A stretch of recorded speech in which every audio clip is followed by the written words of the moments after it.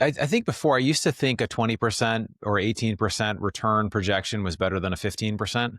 And now we're doing debt funds with a great operator, and it's kind of the 10 to 15% range. And I'm like, that's pretty great. Like we're actually getting paid like equity was paying a few years ago without the risk, or like with a substantially less risk.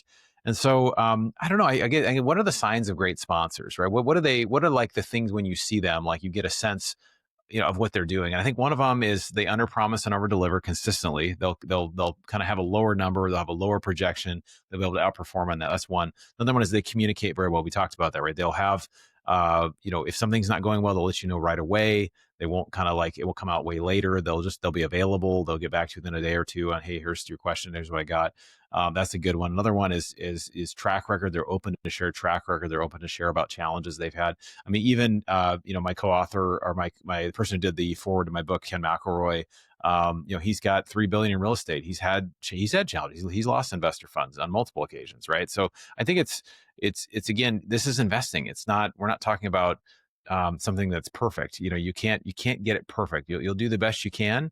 But if it were easy, everybody would do it. If there was not a really risk of loss, everybody would be doing it. So I think that you have to kind of like continue to learn, kind of have lessons, maybe write down some lessons of why you're investing with this person, and then go back and check it later and say, well, how did it go? And what did you learn? And I think as an investor, it's not just the investment you're making, is you're investing really in yourself. You're investing in how am I doing and how am I learning? What am I going to take away from this, whether it goes well or it doesn't go well?